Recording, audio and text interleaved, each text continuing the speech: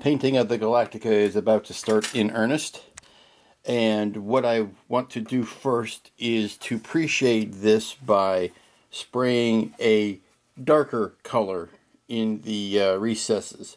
I'm not going to try to cover the whole ship in that. I like this color of gray that is the primer color as a base coat, or as a basis for the the overall color. But what I want to do is go in here and artificially accentuate the recesses and some of the darker areas by simply spraying a darker color in there, so that when I come back over the whole thing with a lighter coat, those shadows will still be accentuated. So that's what I'm going to do first. This is what it looks like after the pre-shading. Now, yes, it's stark, and yes, it's sloppy, and yes, it's not attractive, but it's, and like I say, it's an undercoating. You're going to be spraying over this with a lighter color, and the goal here was just to accentuate or de-accentuate or shade in or shadow in the darker areas that you want to accentuate. You can see how this now looks even more recessed than it did before. And there are parts that go on top of this, so it was important to spray this in first before those parts go on top, because they'll get, since they stick out the most, logically they would have the most highlighting to them. But the important thing to do, remember while you're doing this, is to do all of the ship at the same time with the same mix of paint so that it looks consistent. And now that I'm happy with how this looks, I can go in and start doing the heavy work on the engines and the center section. Here's the engine section. You'll notice that the paint is not neat, it's not clean, it's a little bit sloppy, a little bit loose, and while I should say that there's never an excuse to be sloppy, this is, when you're putting shading on, you can be a lot less careful than you would be with your highlights. Basically, I'm spraying into the recesses, into the joins of where part meets part, and leaving the raised parts or the highlights alone. Spatters don't really matter so much. Runs don't matter so much. As a matter of fact, runs will work to your advantage because they'll seek to go down into the creases, which is fine by me when I'm doing only weathering, or sorry, when I'm doing shadowing and shading.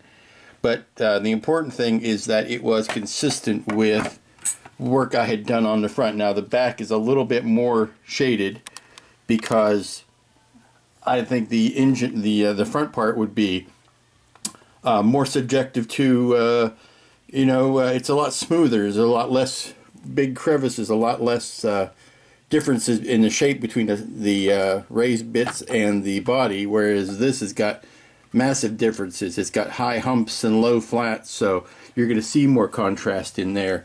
And of course, down into these crevices, you really want to load it up. But the last section to go is the center section. Working on the center part, and figured I would show you a couple of hints or tricks or whatever you want to call them. I find that when spraying on the shadowing, you keep in mind where the front of the ship is here, and then I kind of keep my shadowing to the back and to the down of the part in order to give a faux drop shadow. Like this raised section here, you would put the drop shadow to the back and to the bottom, like so, and figuring that you are helping to sell the idea that your light source is from the front and to the top, let me put the brush down here for a second, that the sun is shining, or the stars are shining, or your light source is going to be from, boy, I'm trying to do this left-handed, from here. Your light source is coming from here. So you want to shadow to the back of these shapes and to the downside of these shapes.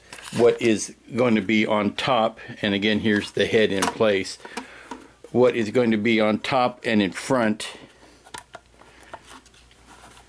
is going to be your brightest whites. It's it's just something that I found that it works for me, is to pick when I'm shadowing or highlighting a kit, whether it's a figure or whether it's a ship, if I'm going to do a lot of weathering.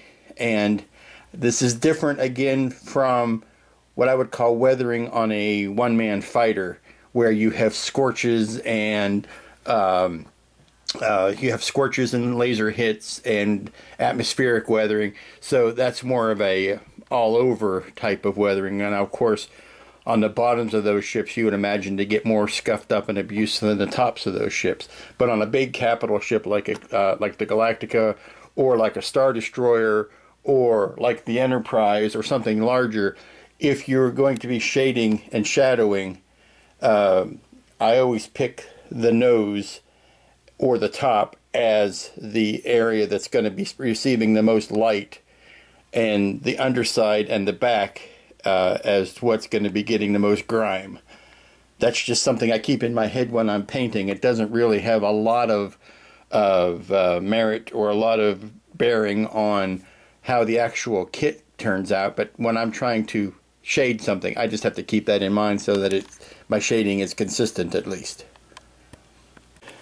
Okay, you can see that I've got all of the shading and shadowing on that I want to do, and I'm cleaning my brush out now. And one thing I want to do when I'm weathering like this, and I load the airbrush up with, that's like 100% thinner. I have sucked all the paint out, and I'm putting 100% thinner through in the bowl, but instead of just spraying it into a sorry about the nausea there, instead of just spraying it into a filter or into a collection unit, what I do is I just lightly go over the whole kit with it, with this very diluted version of the paint with mostly thinner. What that does is it softens the edges of the weathering.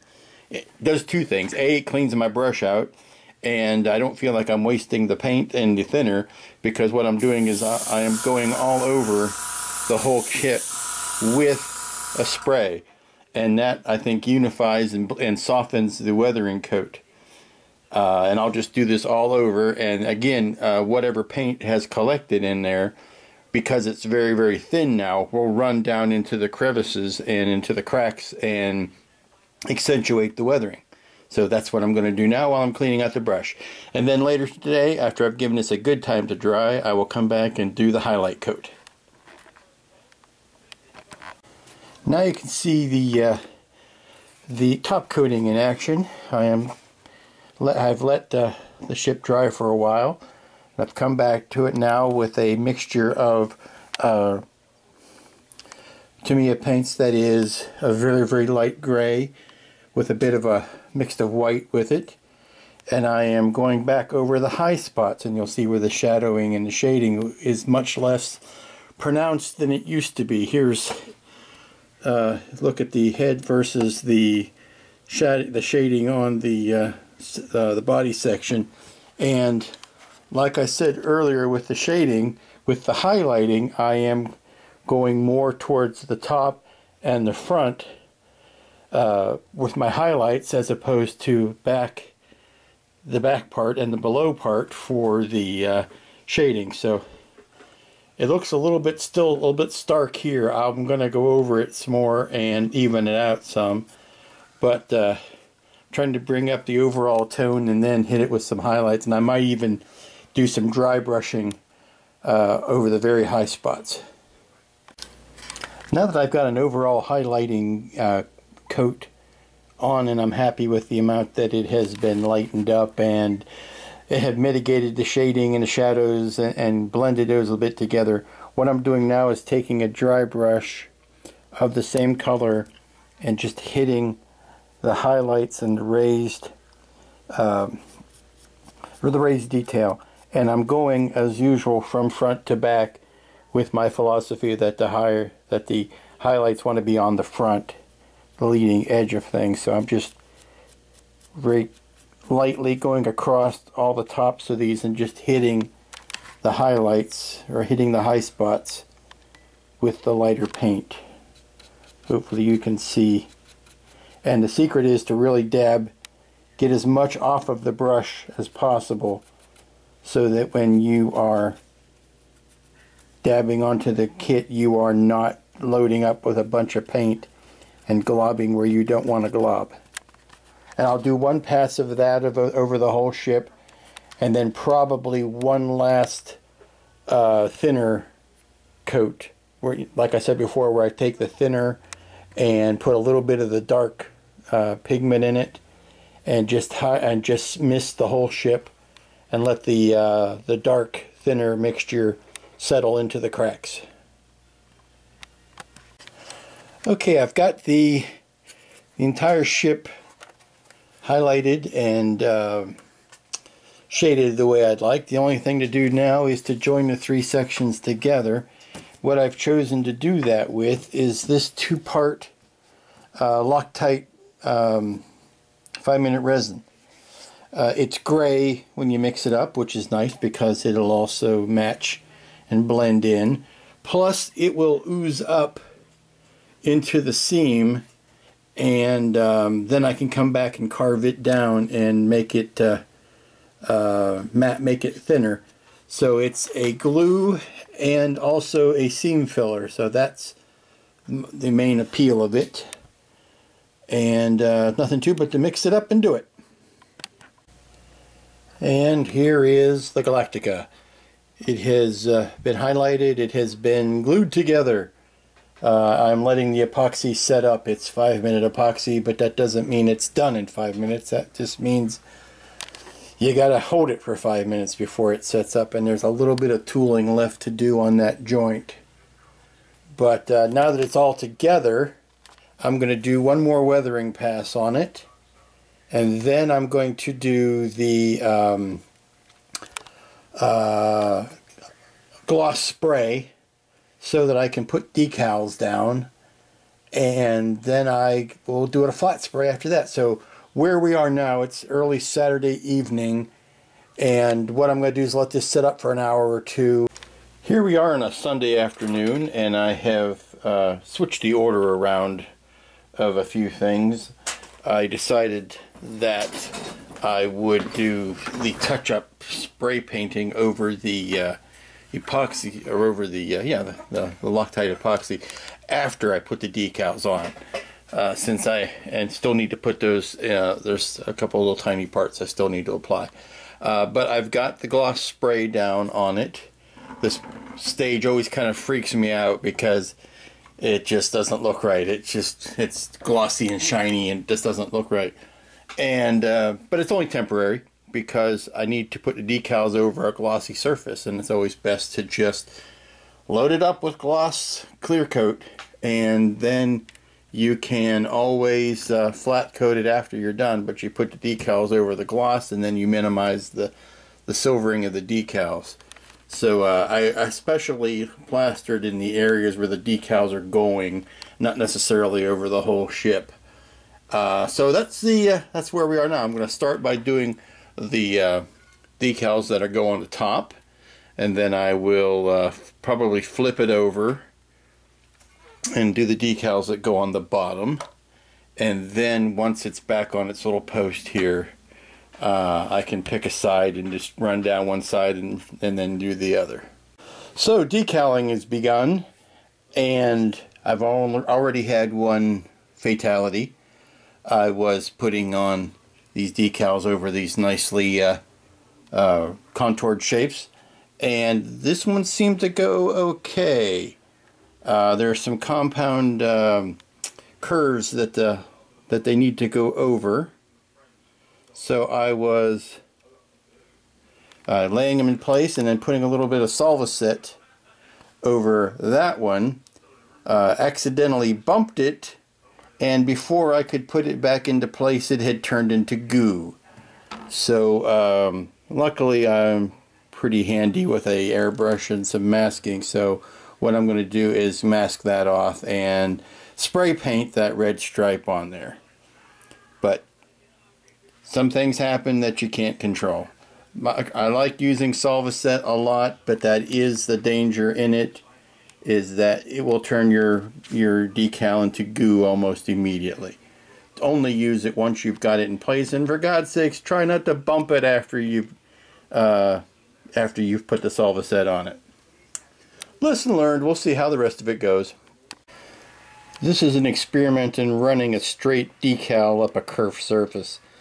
Now I gotta say, would it have killed them to make these the same decal? I mean, it's tough enough. It's tough enough getting these to line up. But really, do you have to make this into four different decal or 4 different bits instead of 2, and trying to make sure that this gap between this one and is equal to the gap between that one? Just print it on one piece of vinyl, one piece of decal backing, really. Plus, you can see the where it's backed in white. I commend them highly for backing their decals in white, because it does guarantee you a more uniform and accurate color no matter what surface you put it on. But lordy, that was a little bit more difficult than it needed to be. I finished with the landing bay striping, at least the front and the back. I still have the side to do. And because the kind people at Mobius were so kind as to leave extra on this bit that needs to be cut away, I used those pieces to fill in on the front and replace the decal that I had mucked up. So good on me. I don't have to do any painting. These are the ones in front, and these are the ones in the back. And the ones back there, they need a little bit of trimming. I'm going to let them dry off almost completely before I scrape them away, because every time I touch them, they move, and I don't want to do that. So let me do the stripes that go here, here, and here, and I'll be done. Ta-da! Final decals on the sides, the red stripes. Now, I don't remember them being that prominent on the show. I don't remember them being that bright, but they certainly do look good. I'll save you the gory details of putting them on the other side. I'm going to let this sit for an hour or so before I flip it around, because I'm definitely afraid of lifting them, and they are such delicate beasties that I'm afraid if I lifted them and tried to put them back down, horror would ensue. So I'm going to let these sit for a while and then come back and do the last of it. And of course the names. I could put the name on this side. Yeah, let me put the name on this side before I flip it around. Okay, I thought for about 2 seconds which name I was going to use. Obviously, this was going to be the Galactica. It was always going to be the Galactica. I'm outside of the Atlantea. I would maybe put the Atlantea on one side and the Galactica on the other, so that you could have, depending on which angle you had showing up, it would be which ship. It reminds me of the good old days in art school when us type geeks would get together and talk about the adventures of the Battlestar Helvetica. It's a funny joke if you are, like I say, if you're a type nerd. Level that up just a little bit more. There you go. I think that's nice and level. And I am wondering if that's the right font or not, but I think that's it. Okay, let everything seal in and dry and come back to it later. So for the purposes of this video series, I'm going to call this ship done. Now there are tiny details to be taken care of. Most notably the finishing of the long decals on the other side, and then the overall flat spraying of the ship to get rid of this glossy toy-like look.